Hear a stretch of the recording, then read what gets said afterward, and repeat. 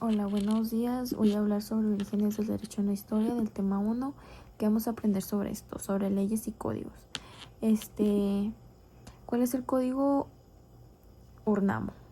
Fue escrito unos 300 años antes del código de Hammurabi. En el código Urnamo, el robo, el adulterio o la violación eran delitos capitales y se castigaban con la muerte. Lo mismo si alguien le quitaba la vida a otro, pues tenía que pagar con la suya. Se publicó bajo el mandato del rey Urnamo de Ur entre los años 2112 o 2095 a.C. Algunos historiadores piensan que en realidad fue publicado por su hijo Chulgi después de la muerte del rey, pero pues no está concretado, según no. Este código nos da una estructura social durante la dinastía de Ur, así como nos permite conocer los asuntos que se consideraban importantes para la sociedad de la época. Por debajo del lugar o rey, todos los miembros de la sociedad permanecían a uno de los dos estrados básicos, que era el lu o persona libre o era el esclavo. Y luego está los Hammurabi. El código Hammurabi contiene 282 leyes escritas por escribas en 12 tabletas. A diferencia de leyes anteriores, este código están escritas en acadio, el idioma diario en Babilonia, para que pues cualquier persona alfabetizada lo pudiera leer. El código tiene una estructura especificada y estipulada en un castigo para cada transgresión de ley. Los castigos escritos son muy duros para los estándares modernos, pues muchos aplicaban, pues por ejemplo, la pena de muerte, desfiguración y la filosofía del ojo por ojo o la ley de talión. Por ejemplo, del ojo por ojo. Si un hombre le saca un ojo a otro, deberá pagar media mina de plata. O si un hombre le rompe un diente a otro, deberá pagar 2 ciclos de plata. O la ley del talión. Si un hombre se divorcia de su esposa, deberá pagarle una mina de plata. Si un hombre en transcurso de la refriega destroza el miembro de otro hombre con un garrote, deberá pagar una mina de plata. Estos son, pues básicamente, algunos ejemplos sobre los que hacían los Hammurabi con las personas que no cumplían las cosas que se tenían que cumplir. Después tenemos el código Lipit-Ishtar, que este código consta de unos 40 artículos, apartados que tratan sobre pues propiedad, alquiler, tratos con esclavos, relaciones familiares, herencia, difamación, cuidado y trabajo de las tierras agrícolas y daños causados por animales. Dice que en el prólogo el rey dice cumplir la voluntad de los dioses al redactar el código, pues es la primera vez que esto sucede en un código generalizadamente a partir del presente.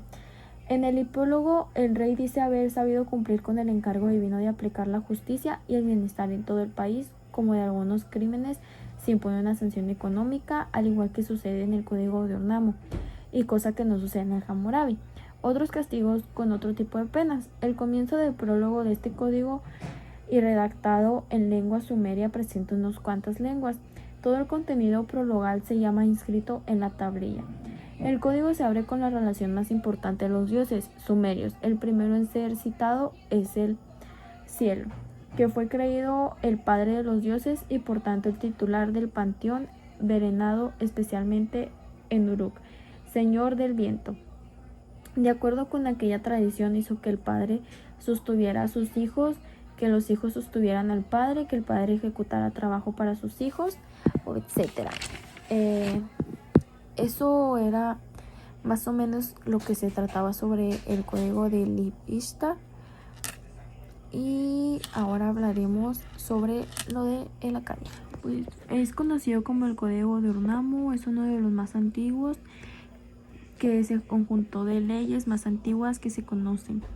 Este código es notable porque se considera uno de los primeros ejemplos de un sistema legal codificado. Fue escrito hacia el año 200 a.C., pero según la leyenda fue dictado por Swayambhu. El código aquí es donde explica eternamente cuál es el código de Manu, la historia de los Arias, en donde no fueron los primeros habitantes del Valle de Ganges, después dónde y cómo vivían, su manera de establecerse, a quienes adoraban, quiénes eran sus dioses. Sobre todo describe las clases sociales en las cuales ellos estaban divididos. Se comenta también cómo fue creado el querido universo, quién lo hizo y cómo el creador nace y desea todo lo que ha elaborado. El objetivo de este código es establecer lo bueno y lo malo, lo que está permitido para hacer y no hacer, para donde que de esta manera se pueda manejar bien una vida con tranquilidad y siguiendo las normas establecidas tanto en lo moral como en lo social. Luciditas. Los temas de los artículos se ordenan desde lo más importante de la siguiente manera. Eran las personas, animales domesticados y edificios. En la primera serie. En la segunda serie eran cultivos, inmuebles, artículos de consumo y contratos y precios. Por ejemplo, hay cuestiones como el matrimonio legal que no están legislados, así que se da por supuesto que dependería de la costumbre, mientras se legisla sobre otras tremendamente concretas. Otra cuestión es la casi invalidad de la temática religiosa. Solo ciertos artículos reducidos en comparación con otros grupos hablan del tema, por lo que es quizás el primer auténtico código civil que conservaremos. La cuestión de los castigos y penas es uno de los rasgos más sorprendentes de este código oriental. No sigue la ley del talión. El código no es código de venganza, sino de resarcimiento de la víctima, así que la mayoría de penas eran dinero o especie. La responsabilidad, salvo en un artículo, es individual. Otra cuestión ya mencionando en este código es el trabajo civil del código, y que a la cuestión religiosa solo aparecen delitos muy concretos y no hay introducción religiosa ni nada que se le parezca. Al aspecto más complejo de explicar es la aparición de tarifas de productos, ya que el texto debió tener un recorrido muy amplio en el tiempo y el espacio. Un resumen de lo que era cada código es que el URNAMO es una asesoría jurídica que condena a las personas. Manu era la paternidad, eran pueblos que decidían que eran muy importante la protección, prevención e identidad. Deep Ishtar es el alquiler de bancos, lo más importante. El Hammurabi era pues la ley de Talión. Los acadios se meten más en el derecho comercial de alguna cosa, sanción por robo y el derecho de los animales.